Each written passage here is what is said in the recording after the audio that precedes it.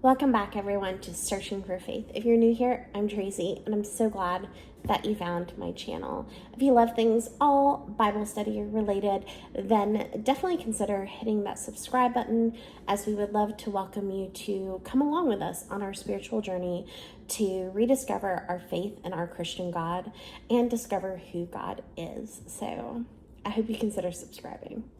Okay guys, so today's video is going to be all about my big key takeaways from my recent Ruth study that I completed, as well as just like the big aha moments, things that like really shook me to the core. Ruth is only 4 chapters long, but it hit a big punch. Like it is jam-packed full of important aspects of who God is and God's character. It points to Christ. There are just so many important aspects of it that are really important to our Christian faith and our faith in our God. And so I wanted to share those with you. So I wrote out, I think 9. We have 9. And then I just kind of have like a bonus thing at the end. But it's mainly my 9 main takeaways or, big aha things that I saw when I was going through my Book of Ruth study. So let's get started.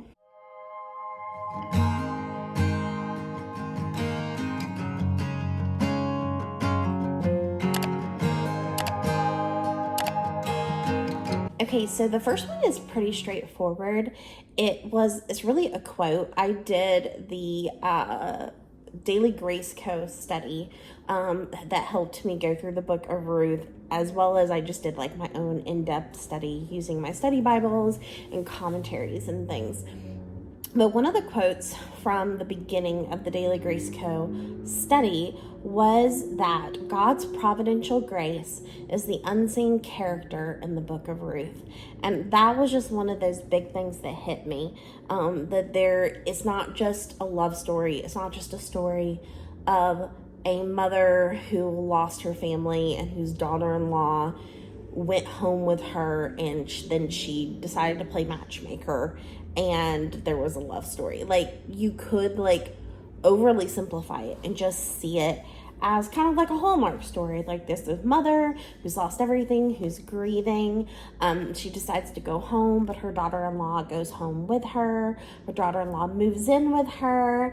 And then her mother-in-law decides to play matchmaker for her daughter-in-law.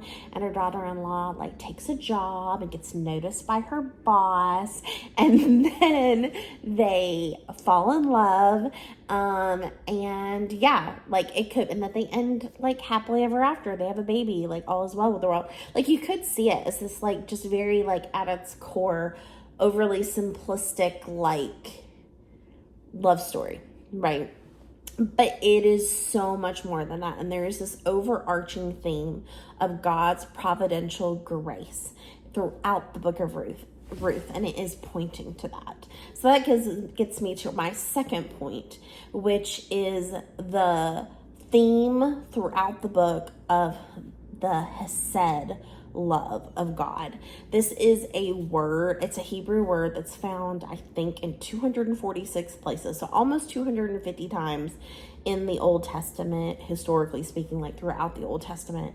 And the word does refer to covenant love, or refers to God's covenant commitment to us. And it is a basic characteristic, like if we are learning, like we are here, about who God is and what the character of God is, Hesed love, that covenant love, is one of the core aspects of who our God is and what he has done for us and how he sees us. So like I said, it's in the Old Testament almost 250 times. It is a descriptor of God's character. It is an example of God's steadfast love. And Ruth even uses this language when she is clinging to Naomi and wanting to follow her home. Ruth uses that covenant language. And it, of course, points to that grace, points to Christ.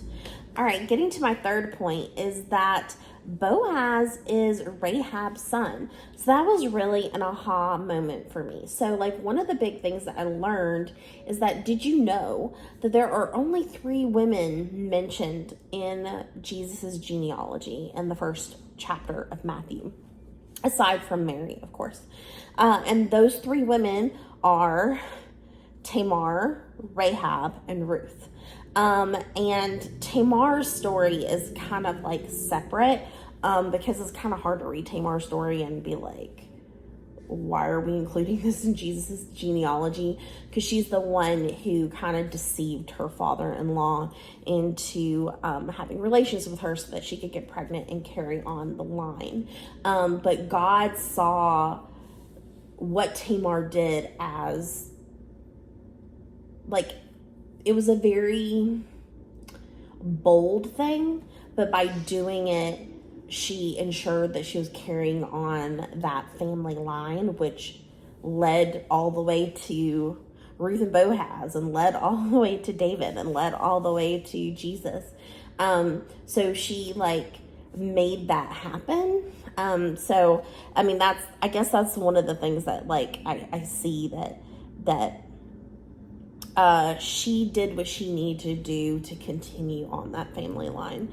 But as far as Rahab and Ruth go, they were both outcasts. They were both foreigners. They were not Hebrew women. They were not part of they were not Israelites. Rahab was the prostitute who was living in Jericho and protected the Hebrews, and she protected those that she loved, and she protected God's people, and thus she became one of God's people and was adopted into the Hebrew religion and became a believer in the Hebrew God, and actually became Boaz's mother. And then Boaz, of course, married Ruth, and Ruth also was an outcast. She was a foreigner. She was not part of the Hebrew religion, the Hebrew people, but she chose to follow Ruth and become part of that. Like, she chose God and thus was also adopted. So that's my big takeaway on that, is that God adopts, that God sees those who protect those that they love, those that made things happen, those that chose God, and he chooses them and he adopts them into the kingdom. And then one of the quotes that I really loved in that section was that Jesus makes outcasts daughters. So I just thought that was really beautiful. Jesus makes outcast daughters. Our 4th point that I wanted to share with you all is that God blesses us when we return to him. I'm going to get more into this later on, but that Naomi and her family obviously left Bethlehem, and they left Israel because there was a famine, and they didn't trust God that he would protect them during the famine. So she left with her husband and her sons, and they went to Moab, and that's where her sons, met her daughters-in-law, and that was where Ruth was from. Ruth was a Moabite, but then she returned to Israel. And that was one of the things that I noticed was that, and I say it in a later point, but that Ruth chapter 1 begins with a famine. Like, they left Israel, they left Bethlehem because of the famine, but it ends with a harvest. And it's kind of, I think the way they put it was that the tail end of the story is also symbolic of Naomi and her heart, that she left because of a famine. She left, and then she returned empty, but then God filled her. God blessed her when she returned to him. All right, so one statement I wanted to share with you guys about that as well was some of my notes from my Bible study journal that I just wanted to share with you. So, about God's character, he will accept anyone who comes to him. He adopts children and gives them blessings. He blesses us when we return to him. About mankind and myself, we aren't perfect and make mistakes. We are strong-willed and emotional creatures. It points to the gospel. Ruth is part of Jesus' line. It feels like having Ruth, a non-Israelite, adopted into Judaism, be an ancestor in Jesus' family tree, points to the acceptance of Gentiles into the kingdom. And it's just that we should run to God and not let go. And we should have faith even in times of famine. And that we should try to stay close to God, cling to Him, and not let go. So saying that God blesses us when we return leads into my fifth point, which is that we should run to God, cling to Him, not let go, even in times of famine, like I just said. Let's see. All right, there's a little bit more to share with my sixth point. And this is about Boaz and about the kinsman redeemer, but that Boaz can be translated as virtuous. The Goel, I learned about that, the G-O''E-L, is the Hebrew word translated as redeemer or kinsman redeemer. You can find that in Leviticus 25, 23 through 55, and Deuteronomy 25, 5 through 10. But Boaz's actions in Ruth actually point us to Christ. He was willing to be used by God. So God seeks us and sees us as worth fighting for, worth paying the ultimate price. So this is in comparison to what Boaz did. Boaz saw Ruth and what she did. He promised that he would do what he could for her. He protected her by allowing her to stay and kept her from harm. And then he did what he needed to do. He paid the price to ensure that she could be his bride. And in the same way, Jesus seeks us and he sees us as worth fighting for, that we are worth paying the ultimate price, just as Jesus died for us. Jesus is our Redeemer and does not see us as an outcast, but accepts us into his covenant love, and he protects us. All right, that leads me into my seventh point, and that is that Ruth came to him and did a bold thing in that part of the book. If you saw my part 3 of our Ruth study, we talked about this a lot more. But what Naomi told Ruth to do was a very bold thing. And by coming to Boaz and being bold and asking him for protection, asking him to choose her, she was boldly asking for redemption. The other comparison is that when she asks him to lay her cloak over her, this can be symbolic of Christ covering us in grace, that we are covered by God's grace.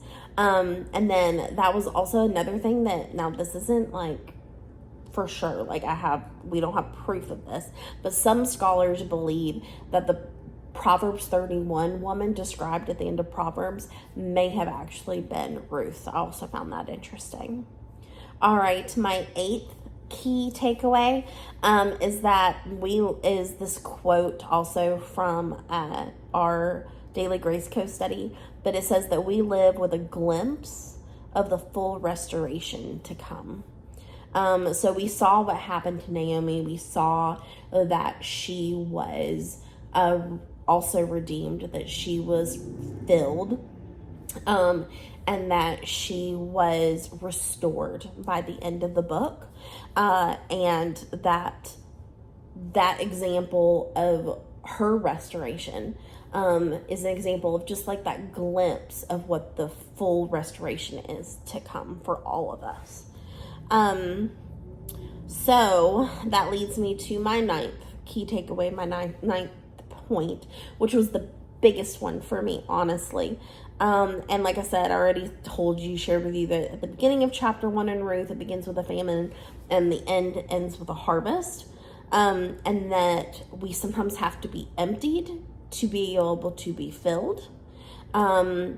Mara, which is what Naomi says she would like to be called, it literally means bitterness.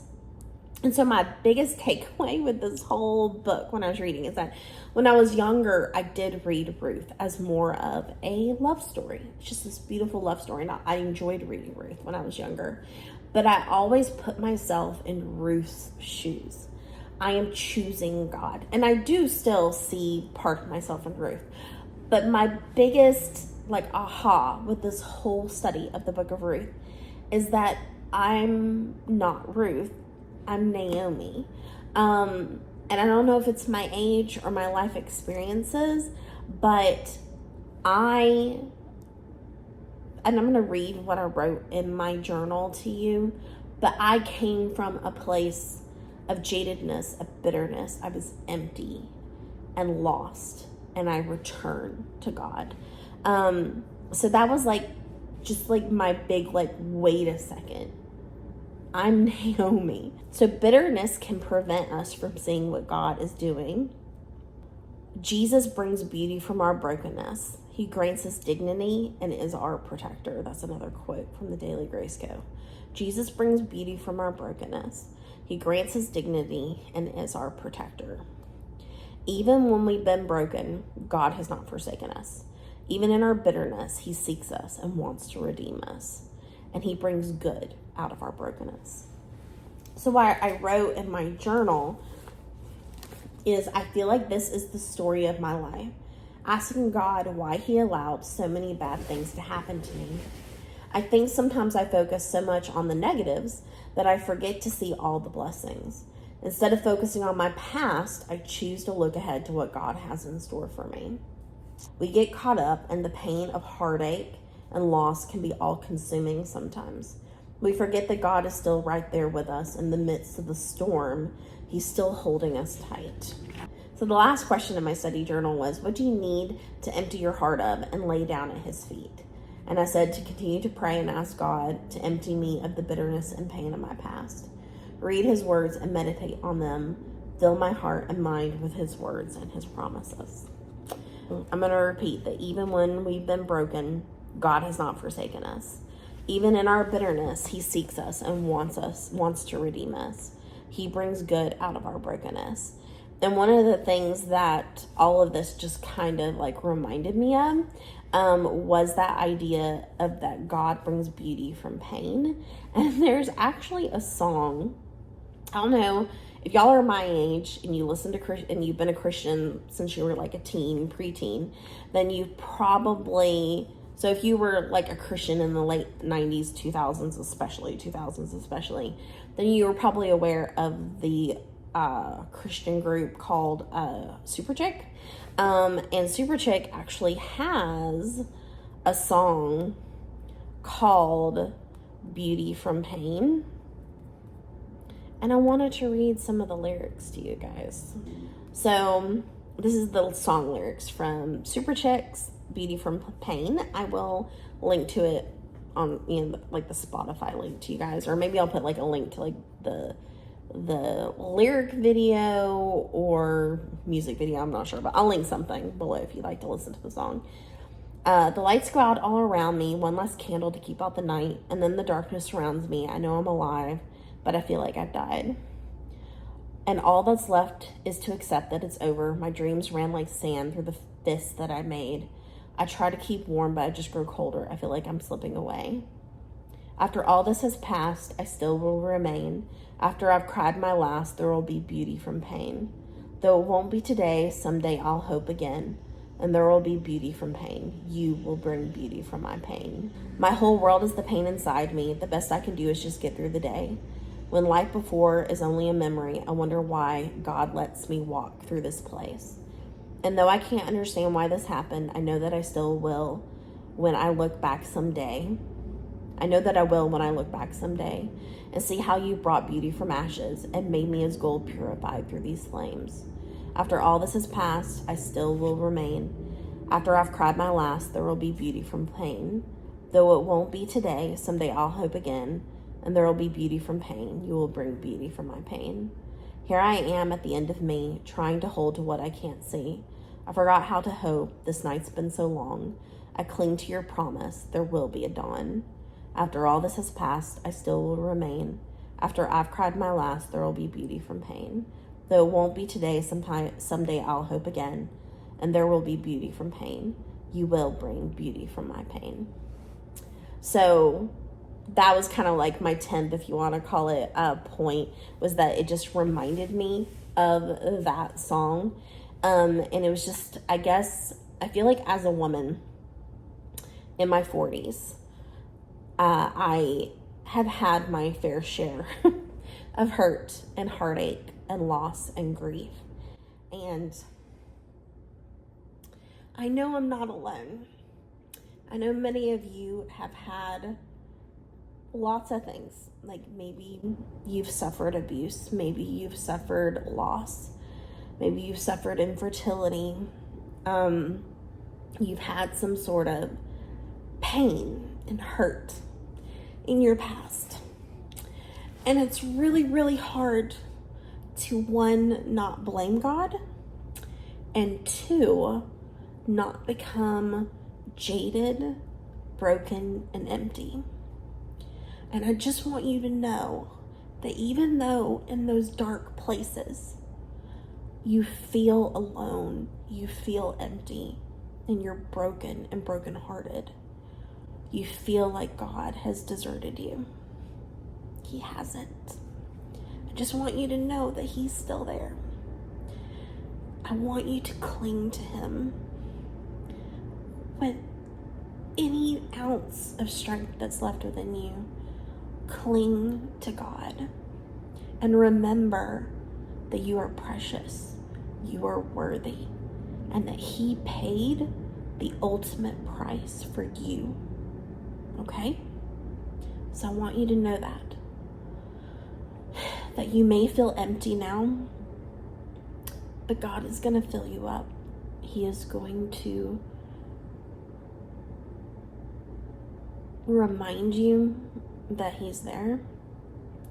And sometimes the blessings that we think we deserve aren't what we get, but He is there and He wants to fill you up and He wants to be in your life.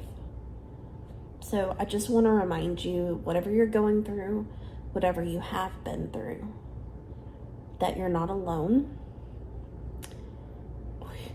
A lot of us have been there, so you have fellowship of believers to strengthen you and uplift you. But above all, you have God.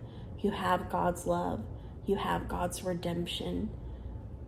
He made a covenant promise. He paid the ultimate price. And He wants you to come to Him. So I hope you remember that. And I just want you to know that I'm here for you. So, I know, hopefully that we didn't get a little too heavy. It's hard for me not to cry when I think about some things. But Ruth, like I said, hit a powerful punch, and it was just this beautiful reminder of who God is, and that He hasn't forsaken me. That He was there all along, even when I didn't see Him. He never left me, and He was just waiting for me to come back. And He has blessed me in ways I didn't expect, in ways I didn't know I needed. I don't really know how to explain it, but it wasn't what I thought I needed. I didn't get, and I became angry because of that. And I just want you to know there's nothing wrong with that. Whatever you're feeling, I do not want you to feel any shame. You are allowed to be angry. You're allowed to be angry at God. You're allowed to ask why. At the end of the day, He really just wants you to come to Him, lay it at His feet. So if you're at a place where you are struggling, like I was, with your belief in God and you're angry at Him, I pray that you cling to Him and you hold on and you remember that He will bring beauty from your pain, beauty from your brokenness.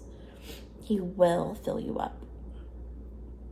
So just stay with Him, okay? And if you're a place where you've left God, and you feel like kind of like the prodigal son, like you can't come back. That's not true. You can. He's waiting. Okay?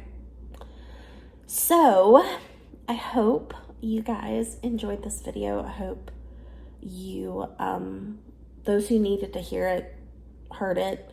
And if you're new here, welcome. We are on this path, this spiritual journey together to discover who God is. And we did discover a huge part of his character through that that covenant love through our study of Ruth.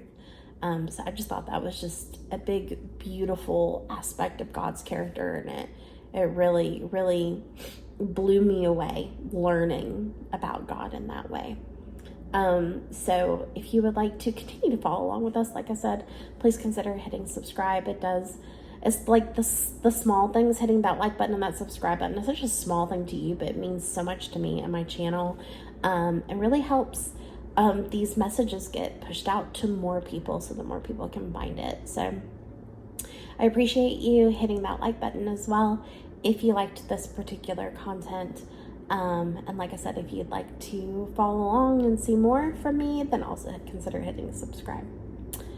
All right, guys, I wish you all the best. We are moving into the holiday season, so we are going to have some more fun content. I am considering we need to finish the book of Acts, and I'm going to be starting another Bible study soon. I also just started Romans, so we're going to be doing some deep dives into Romans as well, like our Bible study in my journaling Bible. But I need to start another Old Testament book. And so pretty soon I'm going to be doing a poll for you all, asking you which book you think you want me to do next. I think the 4 that I've narrowed it down to are Esther, Ecclesiastes, Romans, or Habakkuk. So those are the 4 that I'm considering doing next. Esther and Jonah would be Daily Grace Co studies. Ecclesiastes is also a Daily Grace Co study. And then Habakkuk, I was wanting to try out one of the Coffee and Bible Time studies. And so the Habakkuk is a Coffee and Bible Time study. I'm still going to be going through my How to Faith a Life studies until I finish out hers. So I am on Romans now. We just finished Acts with her study a little while ago. So we're doing a lot of things right now. Stay tuned for that poll where I ask you which one you think we should do next. Okay? But yes, I hope you guys enjoyed this content, and I hope you guys have a wonderful first week of November. And I will see you guys in my next one. God bless, and remember, God has not forgotten you, and we are in this together. So let me know how I can pray for you in the comment section below. Okay, guys. See you in my next one. Bye.